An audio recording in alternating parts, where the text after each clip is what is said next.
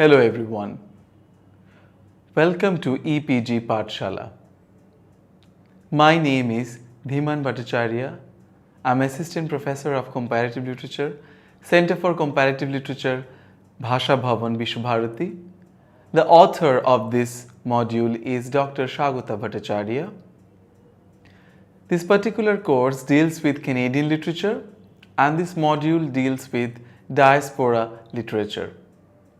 The learning objectives of this particular modules are: what do we understand by diaspora? What do we understand by diaspora poetry in Canada? Identify the major writers who belong to the diasporas, and then a comparative study of the various diaspora in Canada. Diaspora, meaning and origin. The first mention of the word diaspora can be traced to the Septuagint in the translation of the Hebrew Bible or the Christian Old Testament into Koine Greek, 3rd to 2nd century BC. The Septuagint contained a phrase "es diaspora en passe basile te je," which translates into English as, I quote, "Thou shalt be a dispersion in all kingdoms of the earth." The use of the word began to develop from this original sense. The word diaspora is derived from joining the Greek word dia and the infinitive speirein to mean to spread, to scatter, or to disperse. The etymological meaning of the word makes it a term to describe scattered and or dispersed people across the globe. Until the early 1960s, diaspora as a term remained confined to the Judeo-Christian traditions. In 1966, for the first time, the concept of African diaspora was introduced to the world by George Shepperson in his classic article, The African Abroad. For the first time, the concept of African diaspora was introduced to the world by George Shepperson in his classic article, The African Abroad, or the African Diaspora. The popularization of the term within African studies led to its boosted usage in various disciplines of the humanities. Since the 1980s, scholars in disciplines such as anthropology, linguistics, and of course literature use the term to relate to expatriate ethnic or cultural or religious groups and communities. Canada, commonly known as a land of immigrants, is home to a large number of diasporas spread across the nation. By a diaspora, what is now generally referred to is a group of people having a common point of origin and sharing a common dream of returning into that original homeland. The Indo-Caribbean, the South Asian diaspora, the Chinese and Japanese diaspora, the Caribbean diaspora and the African diaspora are among the major diasporas prevalent in the socio-political cultural scenario of Canada.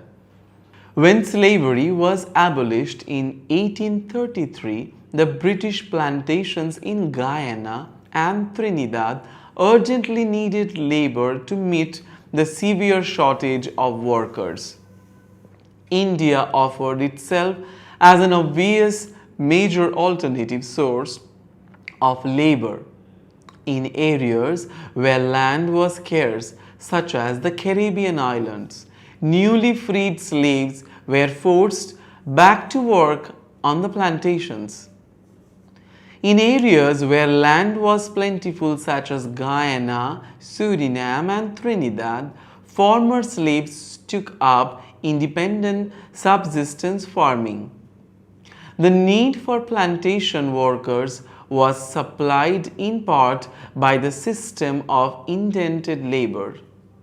Natives of India agreed to work for a fixed number of years in one of the former colonies in exchange for a meager wage and lodging. Indian labor immigration to Guyana took place in 1838 and to Trinidad in 1845. Most laborers came from the northern and eastern parts of India, though a sizable minority came from the Tamil and Telugu speaking regions of the south. They were mostly Hindus, but there were very few Muslims also. In the 1940s, laborers from India started coming to Guyana in South America and to Mauritius off the coast of Africa. In the 1960s, to the British colony of Natal in South Africa. In the 1870s, to the Dutch colony of Suriname, and in the 1880s to Fiji. The indenture system was finally abolished in 1917, though immigration to colonial areas continued even after that. Even today, the people of India constitute more than 40% of the population in Guyana and Trinidad. Initially, missionary activities were met with resistance from the East Indians who desired to retain their culture and ethnic identity. What is diaspora? A common practice as far as the reception of Canadian literature is concerned. Are people actually aware of the historical event called the diaspora? This particular module will actually focus on the various traits of the reception of this diaspora within the Canadian literary consciousness. The idea of the word diaspora can be traced back into history into several important or rather seminal texts in history. But talking about the current usage of the diasporas present in Canada, that is the Indian diaspora, the Chinese diaspora, the Japanese diaspora and others, the important concept that comes to our mind is the anxiety of returning to one's own land of origin. This particular module will actually explain that idea with the recurrent motif as encountered in the poets of the diaspora origin. We begin with the first poet, Ramabai Espinete. Ramabai Espinete, 1948. Ramabai Espinete was born in 1948. The Indo-Caribbean Canadian poet, novelist, essayist and critic Ramabai Espinete was born in San Fernando, Trinidad and Tobago. She came to Canada to study at New York University and got her doctoral degree from the University of West Indies, Trinidad and Tobago. At present, she teaches English at Seneca College. Her first book of poems, Nuclear Seasons, 1991, established her as a poet of eminence. Princess of Spadina, 1992, Nina's Carnival, 1993 are among her other books of poetry. Her debut novel, The Swinging Bridge, 2003, is a landmark in her literary career. Hosay Night. Ramabai Espinete's poems may be analyzed best under the heading of cultural memory. Since in her works no memory is individual, she speaks of a vast collective memory related to and rooted in cultures both Indian and Creole. The history of migration of indentured labor and the subsequent double migration led to a sense of double displacement and confusion among poets like Espinete. The political need to invent and identify forms the basis of her poem. Hosay Night. Physically present in Canada, the protagonist of the poem unlocks the rusty iron lock of memory to witness Muharram in the streets of Port of Spain.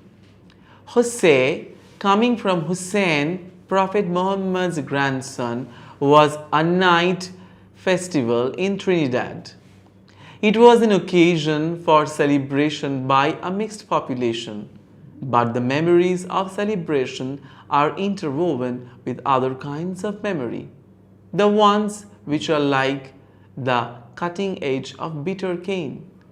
Those moments are the ones related to the reality of poverty, suffering, and exploitation of the ancestors. The poet sometimes becomes a small girl, sometimes a small boy, wandering along the streets of Trinidad, watching the taja, the lights, the sounds, and the drums. This is the poet's journey of memory. Once it's over, she returns from her psychic space to the physical one. Her sense of hometown or homelessness and the painful process of adapting to a new homeland is manifested in every line. We lived alone. This land is home to me, now homeless, a true refugee.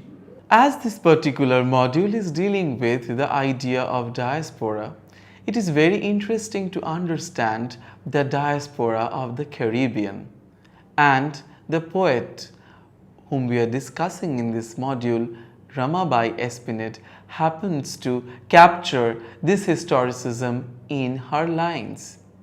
It is very interesting to note the idea of double displacement and probably double diaspora in case of Ramabai Espinete. With the abolishment of the slavery or slave traditions, Trinidad and the other cultivation zones needed laborers. India became a normal supplier, a normal choice rather, of supplying laborers to this region.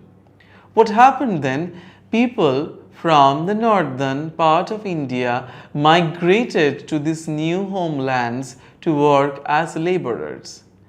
Canada, after a point of time, brought people from these Caribbean islands, hence creating this double displacement for this group of people for whom the idea of home was already doubly displaced. Ramabai's idea of displacement, a longing for a home in an adopted homeland, is reflected in every line that we encounter. A nowhere place. Ramabai Espinete's A Nowhere Place echoes the same deep-rooted feeling of non-belongingness. She deliberately uses the word refugee to drive home the enormity of the cultural disposition of the Indo-Caribbeans. They are strangers everywhere, victims of misplacement, of displacement. They are neither Caribbean nor Indian. The displaced people suffered due to their stubborn inclination to retain their ethnic cultural identity. Thus, what could have been their advantage worked against them, and they could never become Caribbean. They lived apart, remained politically inactive, and uninvolved in the mainstream of the Afro-Caribbean struggle. Thus, generally, whenever Caribbean culture is discussed or imaged, the Indo-Caribbean community finds a nowhere place. They are akin to thieves. They are declared shameless. They are the usurpers of land. They have always been charged with these allegations without anyone realizing that they actually have no land of their own, that they actually belong nowhere. South Asian diaspora. The earliest South Asian immigrants to Canada were railway workers and lumbermen who were packed off in large numbers from India and the China in the 1800s because white laborers refused to be employed in those perilous and meagerly paid jobs, such as railway constructions. Since then, South Asian immigrants have always been in demand in the Canadian labour market. Most South Asians in Canada trace their lineage back to India. Approximately around the period between 1905 and 1908, some 5,000 South Asians arrived in British Columbia. They were obviously lured by economic prospects. Throughout the early 1900s, a set of deliberate restrictive laws prohibited much South Asian immigration. However, by the 1960s and 1970s, restrictions were gradually loosened and immigration legislation in 1962 and 1967 substantially liberalized South Asian migration in Canada. Before 1962, most immigrants from South Asia were men from Punjab. After 1962, the influx was more balanced between men and women. Besides Sikhs from Punjab, educated Hindus from Gujarat, Bombay and Delhi came to Canada, as well as Muslims from Pakistan and Bangladesh and Buddhists from Sri Lanka. As we have already discussed the Caribbean diaspora in Canada, we now move forward towards the South Asian diaspora and their cultural productions. Who were the South Asian people who were migrating to Canada and in which point in history? To understand this, we always have to relate it with the idea of the indentured laborers that we have encountered in the case of the Caribbean diaspora.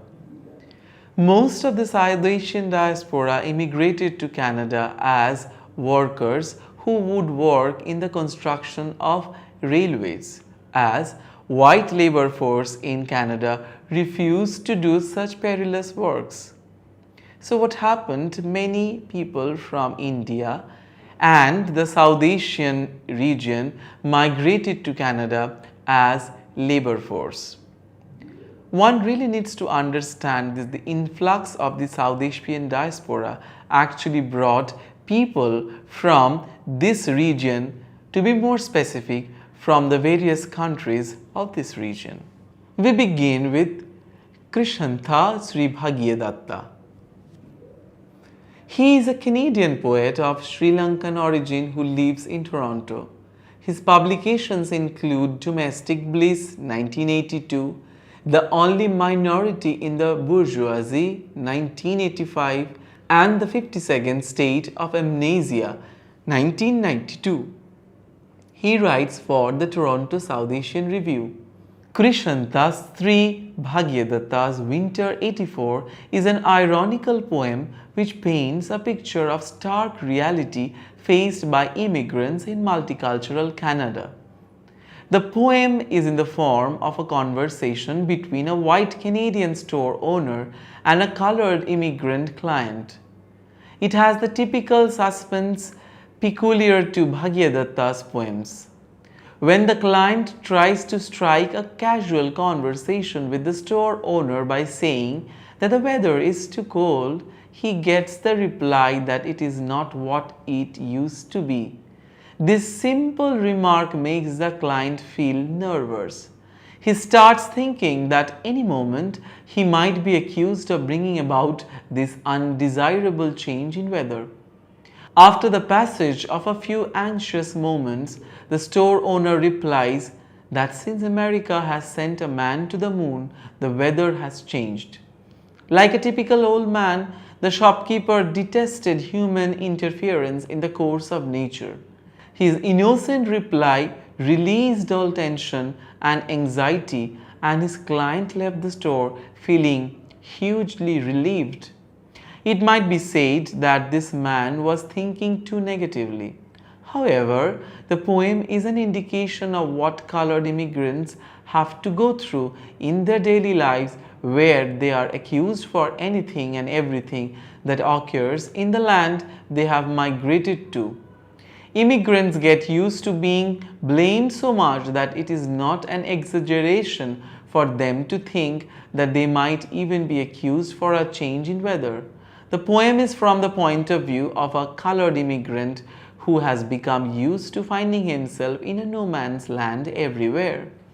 In the Valley of the Towers.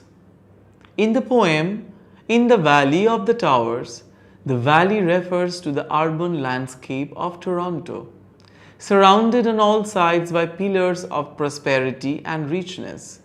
It is a place where an immigrant finds himself surrounded by bangs, noises, and rustle of a busy city life. It is a place full of tourists, full of liveliness and joy.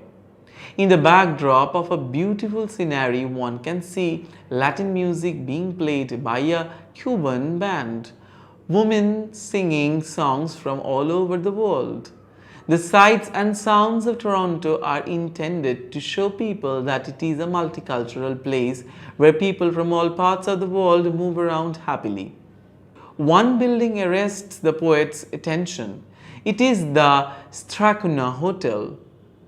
The Strathcona Hotel is that notorious place in the heart of Toronto where migrants are confined before deportation and where several of them had killed themselves. Amidst such life and gaiety, the immigrant poet finds it difficult not to remember the darkness and gloominess of the Strathcona Hotel, which Canadians seem to overlook in their daily activities. It reminds the poet that no matter how much an immigrant takes part in the daily activities of Toronto, any day he or she might find himself or herself inside the dreaded place. Before we move on to the other diasporas, we have already talked about the Caribbean diaspora and the Indian diaspora, the presence rather of this diaspora within the cultural milieu of Canada. It is very interesting to note that when we are discussing or dealing with the poems of Bhagiyadatta, what we immediately encounter is the cityscape. Most of these people, this educated middle class who have migrated to this new land, lives in Toronto or Vancouver. The city as it appears to them is a city of fulfillment, of desires that could be achieved or that could be negotiated. The moment these people are out on the main streets of Toronto, they feel that they are visibly others. The fears and anxiety of cohabiting this space makes them nervous, especially the idea of being nervous amidst the gaiety of the city life is what we encounter in Bhagiyadatta's poem, to be more specific, that we encounter in most of the South Asian diaspora literary productions. Now we move on to the Japanese diaspora. The Japanese diaspora. Since the 1800s, Chinese and Japanese workers had been employed in the construction of Canadian Pacific Railway. With the increasing number of Asians in the country, the Canadian government felt that their white supremacy was being threatened. Anti-Asian riots started against the unwanted Asian ethnic groups, which included Indians, Chinese, as well as the Japanese in 1908. An immigration order was passed by which Asians could land in Canada only by continuous journey, and the only means of transport that allowed continuous journey was the Canadian Pacific Railway. It was forbidden to sell tickets to Asians. On top of that, the Immigration Act of 1910 imposed the law that every Asian had to possess $200 as head tax in order to enter Canada. Despite such stringent measures, the Indian, the Chinese and the Japanese migration to Canada continued. The total blow to the Japanese Canadians came much later in 1941. The Pearl Harbor bombing in December 1941 officially made Japan an enemy of Canada. The Canadian public as such had failed to differentiate between South Asians and the Japanese. Post the Pearl Harbor incident, animosity towards the Japanese became so deep in British Columbia that they were driven out of the place, which automatically took away their living and pushed to Nathan in Alberta. As the Japanese lived off the sea, their shift to the prairies destroyed their normal rhythm of life. This incident bore such a deep scar that most Japanese Canadians failed to get out of this trauma. A Sanzi or third generation Japanese Canadian, Roy Miki, born in 1942, was born in Winnipeg a few months after his family was forced to evacuate their homes in Haney, British Columbia. The incident disturbed him as a child and got him politically interested from a very young age. Miki became the spokesperson for the Japanese Canadian redress movement. Educated in universities such as the University of Manitoba and the Simon Fraser University, he earned his doctoral degree from the University of British Columbia. Miki is a professor of English at the University of British Columbia and the founder editor of the well-known literary journal Line, recently renamed as West Coast Line. He is also the editor of Pacific Windows Collected Poems of Roy K. Kiyaka, 1997. Miki has been the chair of the Racial Minority Writers Committee in Canada and has coordinated Writing Through Race, a conference for First Nations writers and writers of color, 1994. Make it new. In the poem Make It New, the poet urges to create a new world where everyone finds a comfortable space for himself or herself. The poem gives precise attention to language and formal elements and addresses the need to reconceptualize space. This space includes both the formal space of a poem and the actual space in the literal meaning of the term. It is this space in which the poet questions the inherited notions of power, authority, and of survival for the marginalized. In this age, already the followers have perished, the branches have truncated, and the majestic eagles have all disappeared. Centuries of oppression and discrimination have resulted in this pitiable state. This is not the age of natural beauty. This is the age of statistics, documents, and daily headlines that speak of violence and destruction. Kyoka. Roy Kenzie Kyoka, 1926 to 1994, was a Nisei or second generation Japanese Canadian. He was born in Moose Jaw, Saskatchewan, and raised in Alberta. His father was a samurai who had migrated to Canada.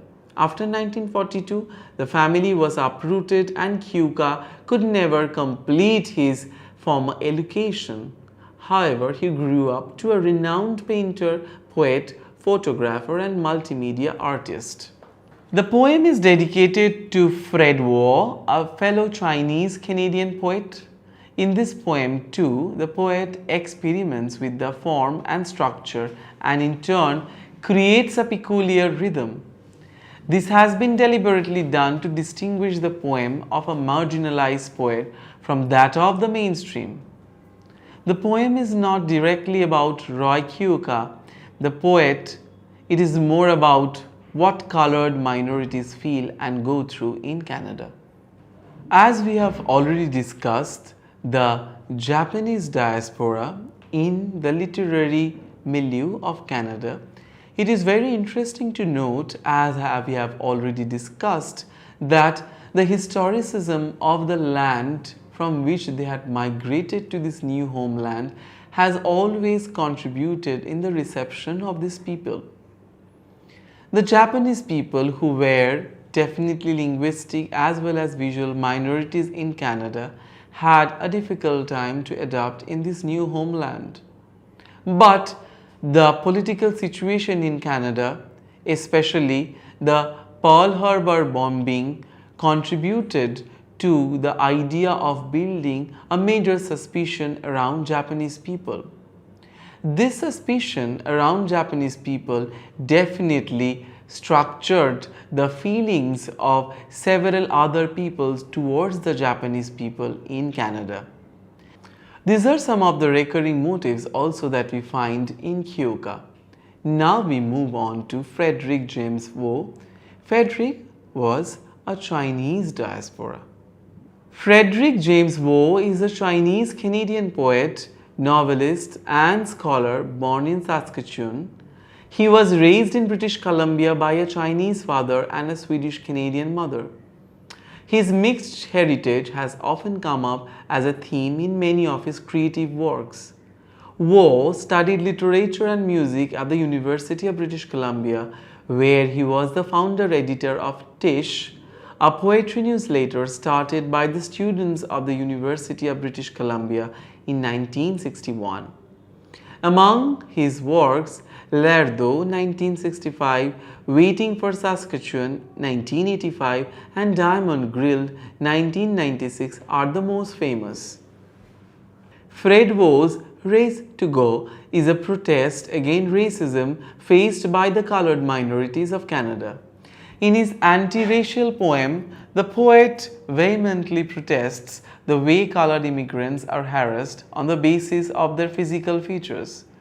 Certain characteristic traits are pointed out and the visible minorities are made fun of on the basis of them. For example, in this poem, the poet points out how the curry becomes a matter of joke and persecution for the visible minorities. The slanting eyes of the Chinese are made fun of along with their food habits such as taking hot rice or the practice of eating with their fingers. Coming to the Japanese diaspora and then definitely going to the Chinese diaspora creates an understanding about the reception of these people within Canada. So it is quite obvious that the cultural productions will reflect this anxiety of whether they will be accepted or not, which is another most important motif, rather recurrent motif in the literary milieu of Canada, that is of identity. Where do I belong to? We now move on to another important contributor as far as the Caribbean diaspora is concerned, and the author and the poet is Dion Brand, born in 1953. Dion Brand, 1953, is a Canadian poet, novelist, essayist and documentary maker of Caribbean origin.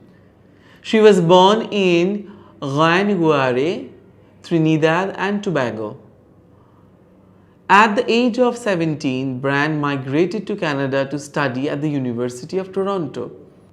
Apart from being an academician, Brand labels herself as a black, lesbian, anti-racist feminist. A prolific poet, her works include No Language is Neutral 1990, Chronicles of the Hostile Sun 1984, Thirsty 2002, Inventory 2006, etc. In Another Place, Not Here 1996, and What We All Long For 2005 are her famous novels. She has also co-authored Rivers Have Sources, Trees Have Roots 1986 with Krishanta Sri Bhagyadatta. Stateless.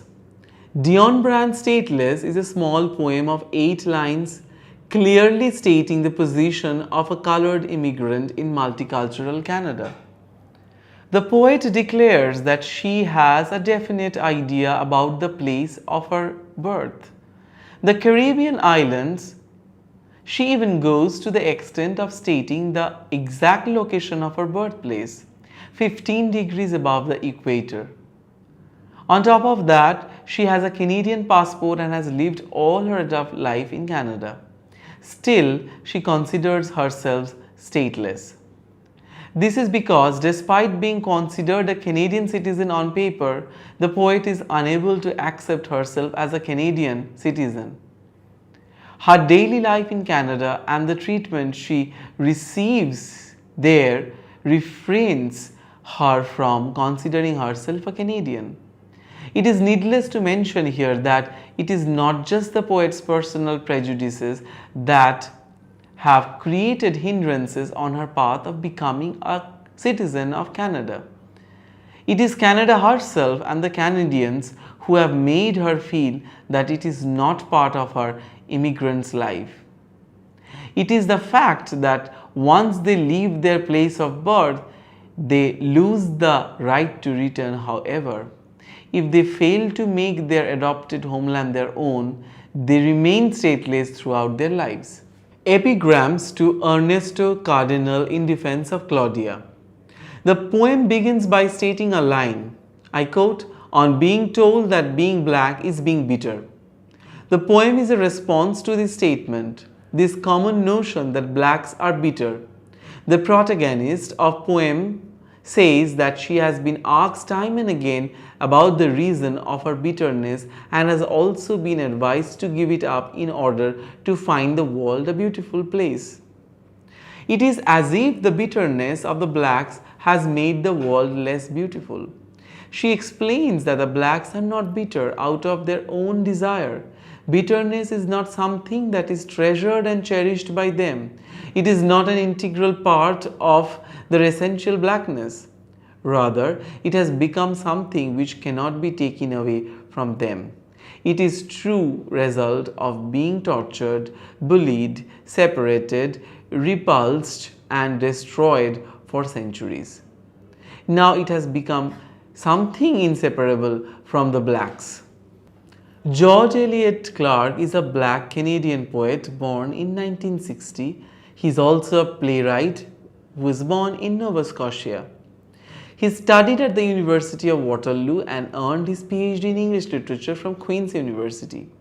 He teaches English at the University of Toronto and writes on black communities in and around Nova Scotia.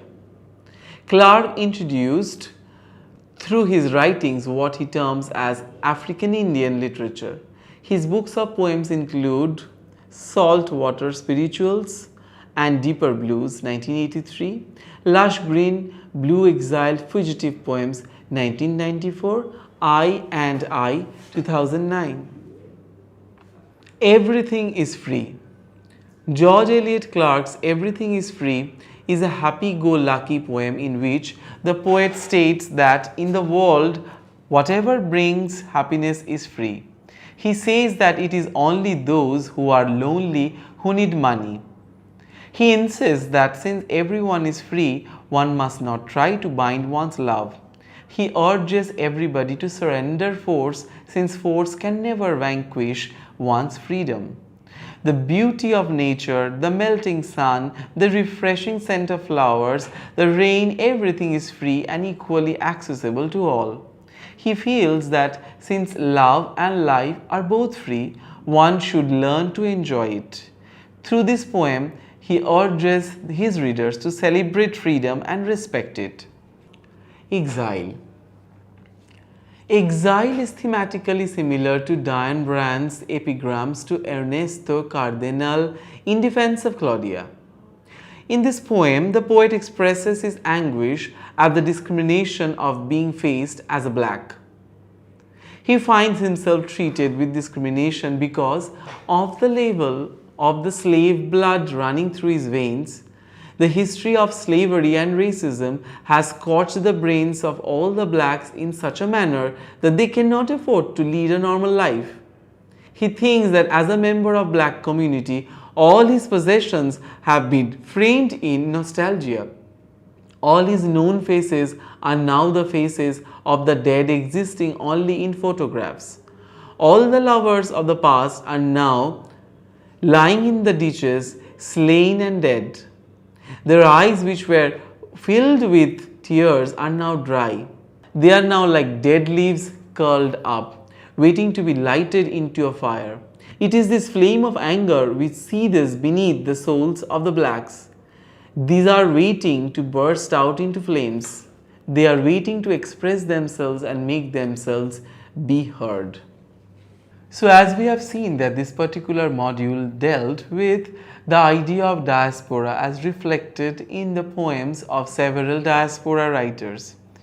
We have dealt with the quote-unquote diasporas from the Caribbean, from the South Asian region, from the Chinese diaspora and the Japanese diaspora. The operative words that came again and again was the idea of belonging, the diversity of the Canadian multiculturalism and how they affected the formulation of the multicultural policy, the idea of the visible minorities in Canada and how they negotiate with the founding nations. This particular module also dealt with the location specificity associated with our understanding of diaspora.